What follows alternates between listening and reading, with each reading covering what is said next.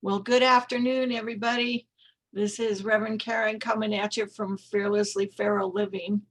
And I have two absolutely wonderful guests today, Reverend Gil Olmstead and Robin Rice Olmstead, practitioner emeritus extraordinaire.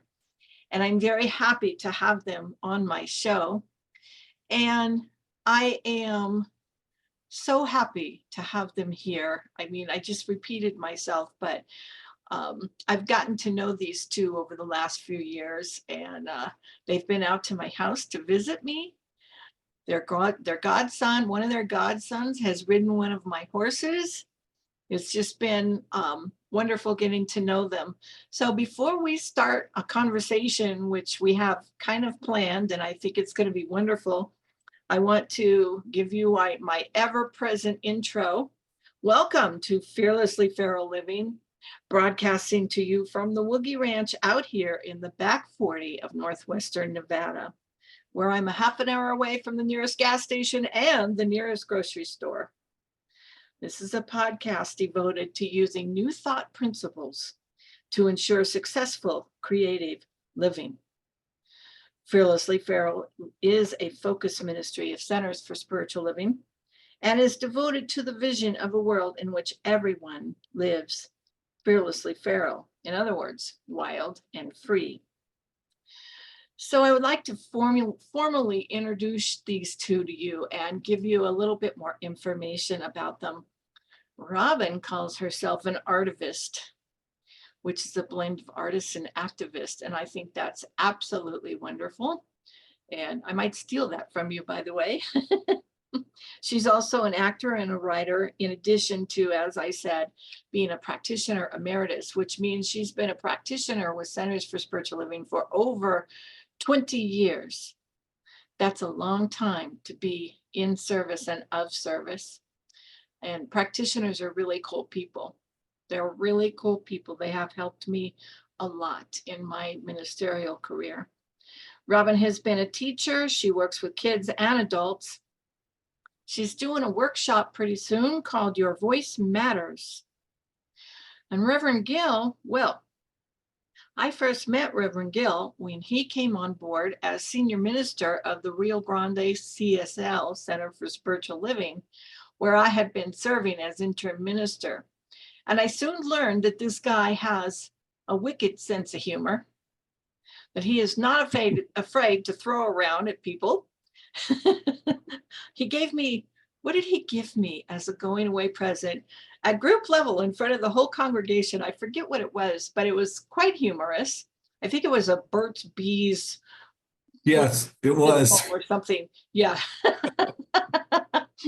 Yeah, it was quite humorous. And that sense of humor kind of runs through everything. Gil is a collaborator and he likes to bring people together. Both of these people are going to the Conference of Americas in Mexico. And that conference is going to be held August 5th through 10th, coming up in less than a month now in Lake Chapala. And they're doing a workshop there as well called Bring On the Light. Reverend Gil is also going to be a speaker at Conference of Americas in Mexico. I'm going to talk a little bit more about that and give you some information about that at the end of the podcast. But I want to open today by talking a little bit about relationships, because one of the things I've always admired about Reverend Gil and Robin is that they have a unique relationship that works for them.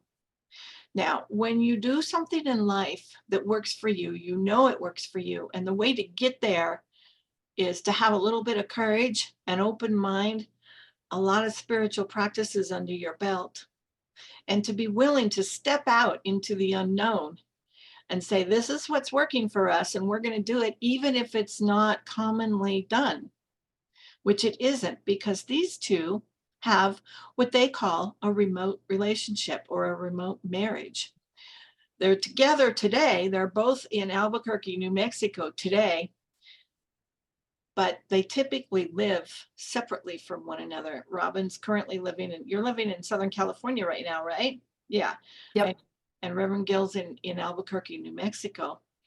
And they're currently together. And before we started recording this today, I asked them how it was going with her visit there. And she said, oh, it's just good to be married. And that did my heart such good to hear that. So I'm going to start our podcast today by asking you two, how do you do that?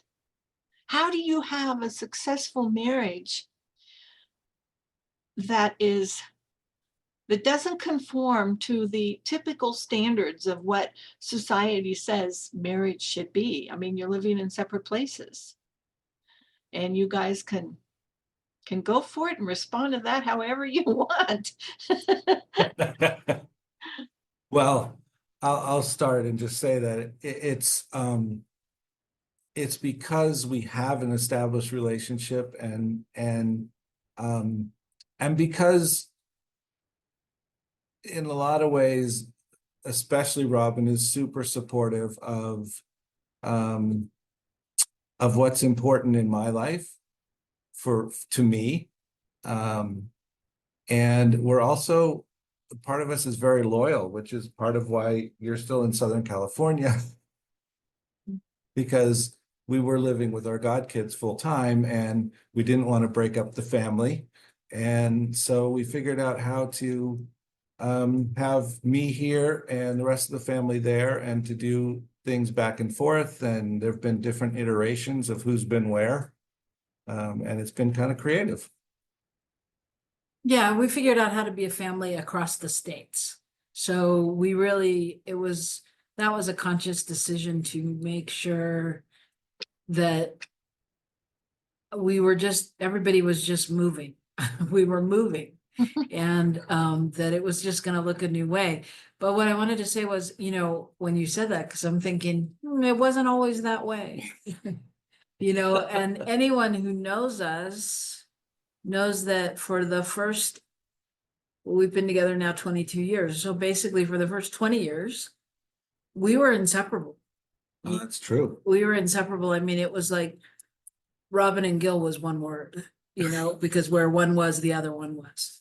And so, yeah, I mean, I think when this opportunity arose for Gil to move to New Mexico, we just had to make choices. And I think, because of our strong relationship, like when you said, how do you do that? I think what we said was, how can we not? I mean, because in order to fulfill all of the obligations and things that we thought were important, we really had to just readjust what we thought and adapt to a new situation and go, how are we going to navigate this? Knowing that, I mean, our marriage was first and foremost. It wasn't like anything changed there other than the distance, obviously, which is huge. But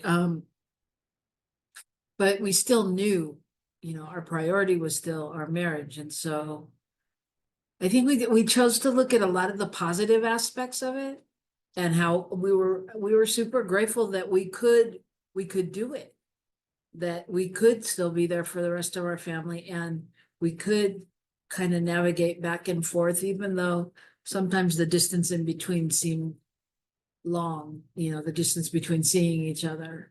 But thank God for Zooms. Well, and I think another piece that we realized after the first few months, we were talking and kind of started laughing because it was like, oh, this is how our relationship started, because we started as a long distance relationship over the phone. So we spent many months where we had never met each other in person, and so that was sort of this anchor. That was like, oh, we've done this before. It was kind of interesting. Wonderful. So talk to me about, you mentioned one already, loyalty. And I'm asking about the spiritual principles that are underneath the success that you are having in your marriage. Because we like to teach around here, everything begins within, in principle. It begins in principle. And you already talked about the loyalty factor, but are there others? Yeah, I'm gonna start because I think that when Gil got the job in New Mexico, the world sort of stopped and all of our friends were like holding their breath and our family going, what's gonna happen? What are you gonna do? And That's there true. there was the question of, am I gonna move? Because first of all, most of the people that knew me couldn't imagine me not being in California because I am that California girl. I mean, it's just, they couldn't imagine me moving out of LA when I moved to Northern California. And then it was like, okay, at least she's in California. So to go to New Mexico was a big thing. And I think getting to the quality piece for me, I had to really sit with that because, yeah, I wasn't that enamored with moving to New Mexico. For no other reason, well, mostly because they don't have water. I need a body of water. Yes. I need a beach. I need the river is Muddy. muddy. Yeah, I need water. Anyway, but I had to stop in and be true to myself. And also be true to my vows that I took in marriage and really evaluate, I think, on some level, like what was going to be best for us, and for the moment. And even though I knew it was going to be hard to be apart and to try to do it this way, we also, weighed out some benefits. And as time goes on, we can look back and see more benefits, but I think it was really getting still and listening to what was being called forth, because between our family obligations and our commitments to each other, we really had to stop and listen and evaluate and make sure that what one person was hearing, the other one was hearing, that we weren't like on two different tracks or, and I think it took a lot of adjusting. I mean, we haven't even really talked about it, but I think, on some level, I'm going to guess, I'm going to intuit for you that there were moments of, what do you mean you're not coming? Mhm. And Especially when I was trying to move yeah. from different houses. What do you mean you're not coming to help me? But there's stuff that had to happen, things that had to go on in our process here, and we couldn't do it together because we just couldn't do it together. We had to figure out how to do it in different places. And there was a time I went back to California and I had to figure out how to remain engaged with the center here when I had family obligations there that I had to take care of. So there's been that aspect of it too, where even sometimes when we are together, it feels like we're maneuvering something other than our marriage, if you will. We're maneuvering our other relationships and trying to maintain things with everybody, or literally we were moving out of a house, or things where it was not like we got to get together and have date nights and stuff. Although she did take me on a date night recently here in Albuquerque, I'll tell you. But I would go to one other spot, and that is Robyn has always been able to, and you talk about principles, she's always been able to see the truth in me of who I am. And believe me, I'm pretty sure that's how she puts up with me most of the time, is that she looks right past me to what she knows is really me. And so the stuff that shows up in front of her, sometimes she's like, just get that out of the way, move that over. I know that's not all you. So, when things are a little rough, or I'm not responding right, or, whatever, she really just holds that space for me to find my way back. So I think that's one of the things that really helps us. So I think balance is one of the things, figuring out the balance. And I think really listening and really being able to, I think listening more than anything, because I was going to say communicating, which of course is part of it, But on some levels, on so many levels, I don't even think we communicated everything as much as we listened to what wasn't being said and where it was coming from and understood from a different vantage. Because I think if we had tried to map it out of our human selves, I don't think it would have worked. I really don't. If we'd gone, okay, you'll be there, I'll be here, we'll see each other this often, and da da da da da, and you this and me that, and we didn't really do it like that. You know, we just kept listening. Well, and in addition to that, we had our sister and the god kids, and the three of us, the three adults, sat down and visioned before I accepted the position and before we made any decisions about what this could look like as a family. What's the intention of this family? So That's awesome. The three of you actually sat down and did a visioning process. yep. And did you do that in the standard way where you said what wants to be known here and what is there? Yeah, all those good questions. All that good stuff. Yeah. Yep. We did. Yeah, we did that as he started the candidating process and then, when he got the job as well. But, but different candidating processes just to really, because it's a time of, those times when you're making those big decisions and moves and things, and the same was happening for our sister. It was a time where we had to surrender and go, I don't know. I don't know what's going to happen. I don't know where anybody's going to go. We didn't know where she was going to get a job and if we were going to move, and there was a lot. So yeah, that was a big process. Yeah, and I think the key when we go to spiritual principle was just really holding on to knowing that it would be okay. And when we visioned, it was like we could see, a family that wasn't all living together, that could migrate back and forth. And, so the intention's always been that, in a sense, everybody's welcome everywhere. That's part of why we're so excited about the house we just moved into, because it's really big enough to do that and much easier than the previous place I was in. So, there's space for everybody to show up and not be on top of each other. So, it's a real gift to have that here and to have that in San Diego as well. Yes. Oh, yay.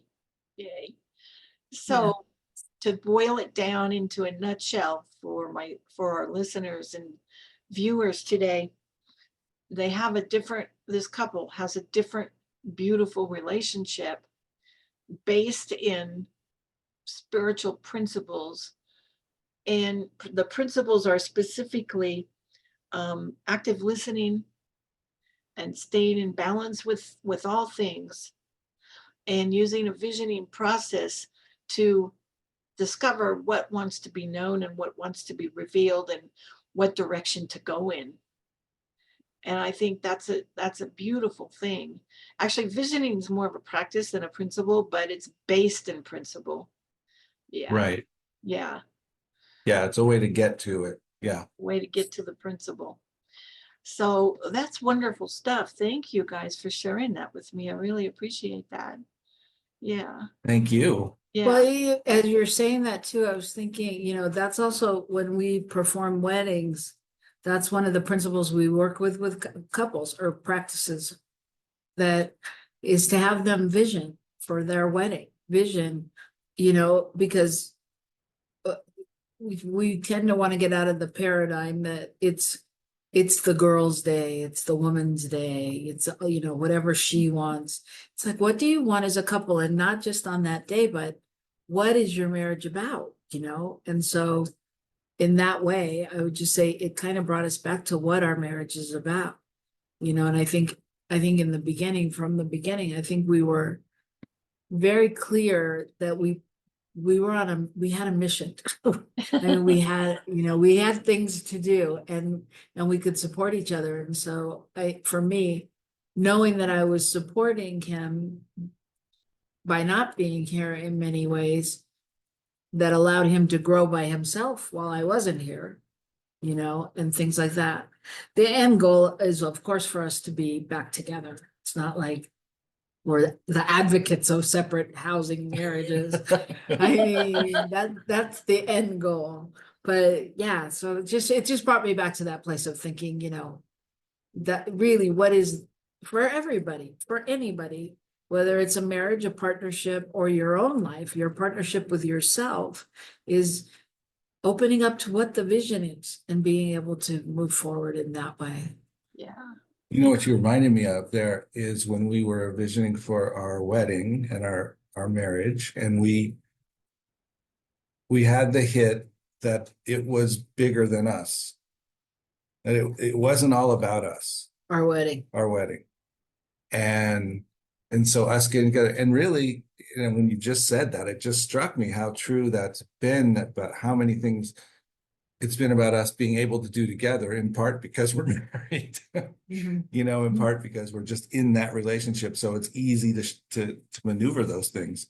But we have done so many different things in terms of facilitating and workshops and creating things and learning together and all of that, just so, and it is bigger than us. Yeah, it is.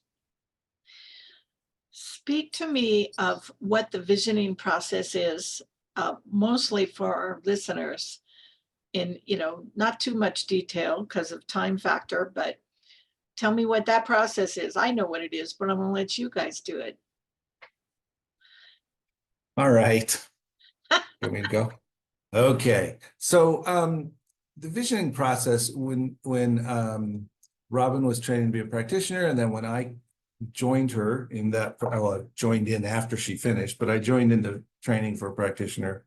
We were at Agape International Spiritual Center in Southern California with Michael Beckwith, and that had been a practice that had been established there, and it kind of gave name and expression to an idea, and the idea being that instead of trying to like see into the future and that kind of thing, that we open ourselves up to allowing spirit to come through and speak to us about what's coming forth, and we allow whatever it is that's coming through to guide us, if you will. Yeah. And so the basic process is that you sit down, you're in a meditative state, and you ask the question, what is God's highest vision for my life, for this process, for our marriage, whatever it is, your job, for your career, whatever you're visioning. And then and then from there, what's it look like, what's it taste like, what's it smell like, what's it feel like, and so you kind of get the emotional side, if you will, of all of this. So you're not just in your head, you're really kind of feeling into it.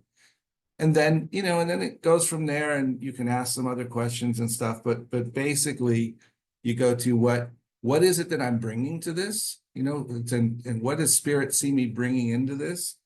And then what do I need to embrace for this? And what do I need to release for this to show up?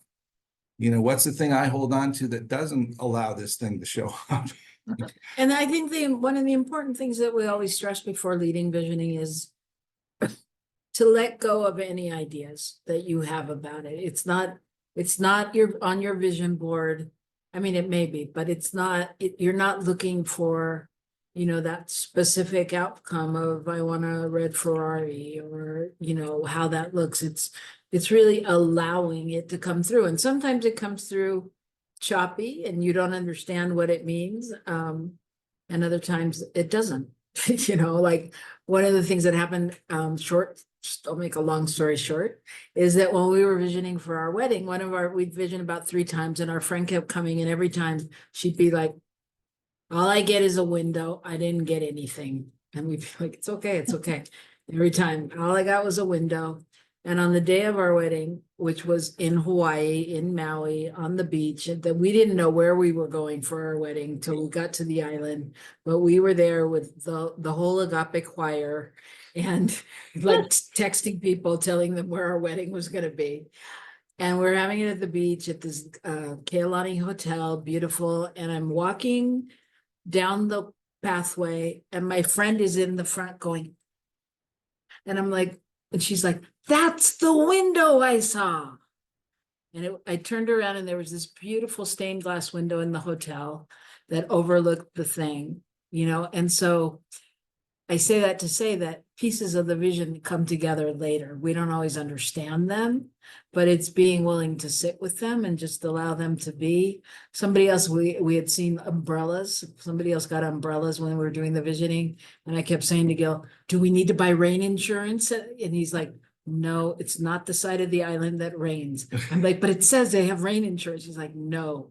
And when I walked out, and turned the corner and all the people were there, they were standing with umbrellas because of the sun. Oh. So the vision appears, it appears and it unfolds. And that's the trick is, are we willing to pay attention and stay awake and aware and listen? And not try to force fit, because none of the, we couldn't have maneuvered getting that window. We couldn't have maneuvered what those umbrellas meant and how it looked, we just were trusting that, okay, well, let's see where that shows up, but taking the steps forward as we went forward. One more thing in our vision. But it's important because people need to know that like it just doesn't look the way you think.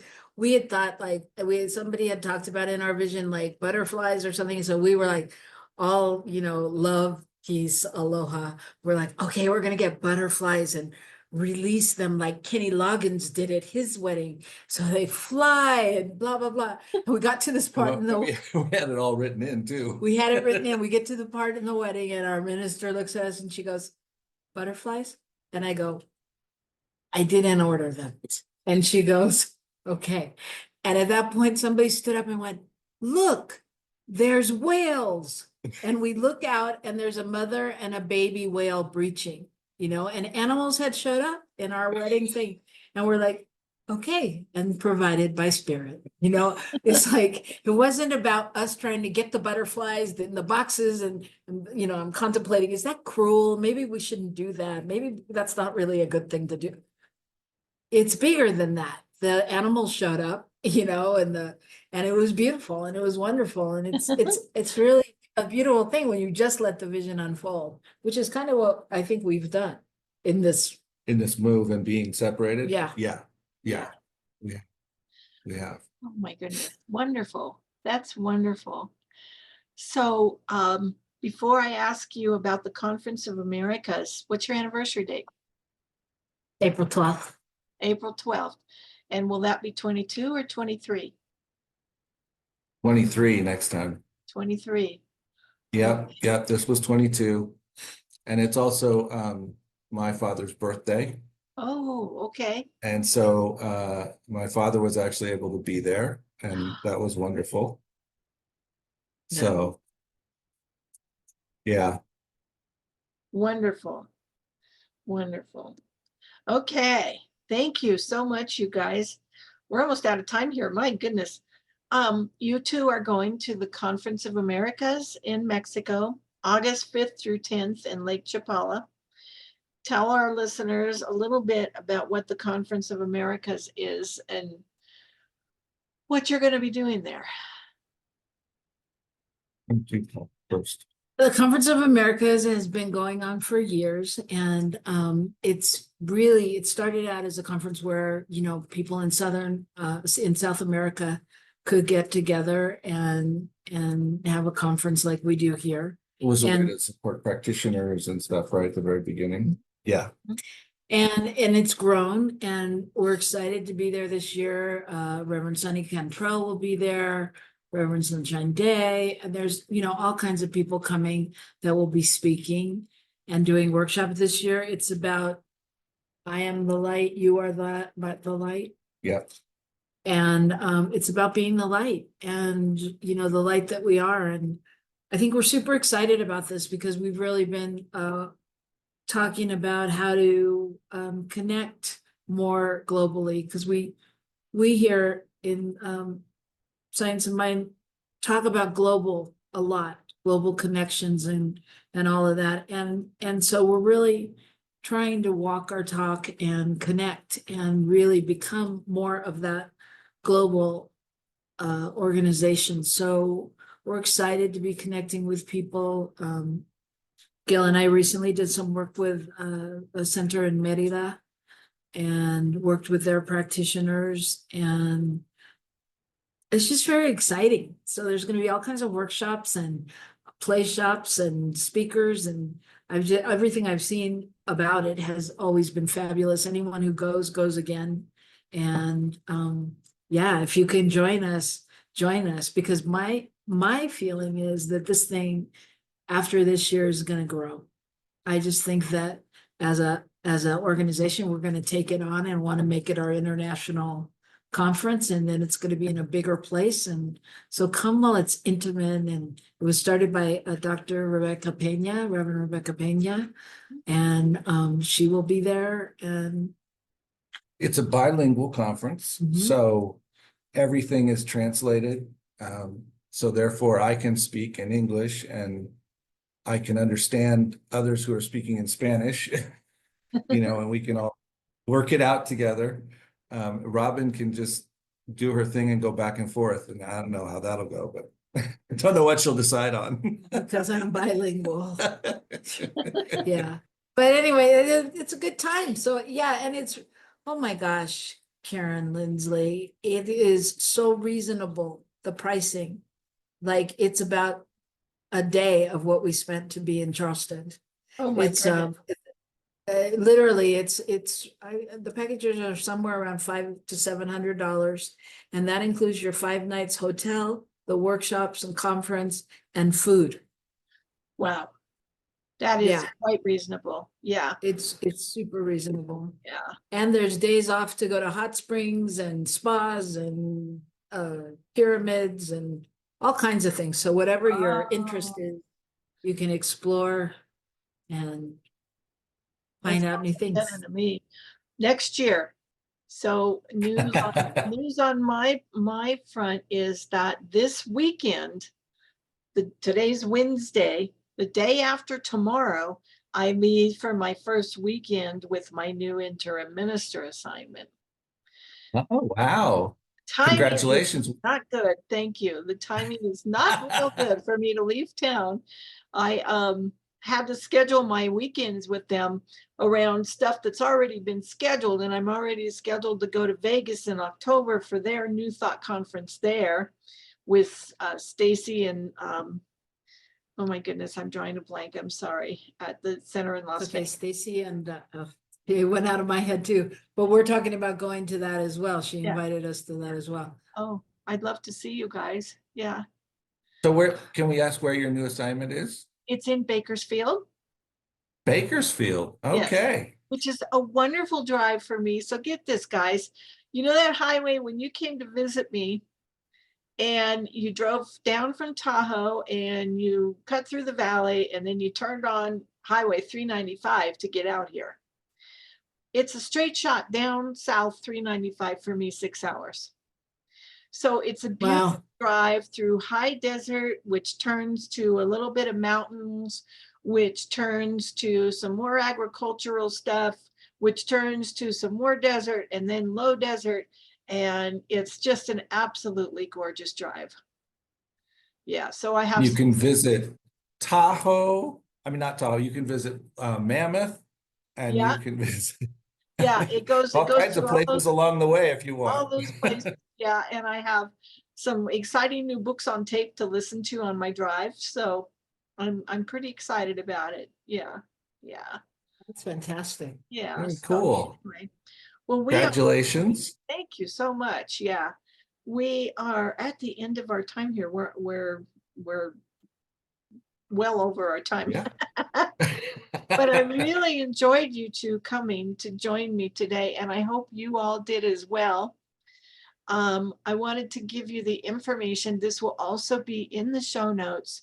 If you would like to talk with Robin and or Gil for any reason at all, their email is robinandgil@rockinthelove.com. By the way, Rockin' the Love, they have a podcast of their own that goes live. It's live on Facebook every Wednesday at noon Pacific, right? Yep. Yeah. Noon Pacific time, which is 1 o'clock Mountain Time, correct? Time. Yes, 1 o'clock Mountain Time. On Facebook, live on Facebook. I was a guest there a few weeks back. It was a blast. We had a really good time. By the way, your producer owes me an email. Just pass that a message along to him because he asked to be on the podcast and I sent him 2 mails and I've got crickets so far. So tell Michael. They're off at the INTA conference. Oh, is so, that why? Okay, tell Michael he Yeah. needs to send me an email. And Okay. what else do I need to tell you guys before I close? You can find out more about Fearlessly Feral Living at my website, fearlesslyferal.org. And there's also ways where you can support the podcast on that website, and it's much appreciated. And in the meantime, until we meet again, I am knowing Fearlessly Feral Living for me and for you. And again, Fearlessly Feral Living is a focus ministry of Centers for Spiritual Living. Thank you so much for listening. Goodbye for now.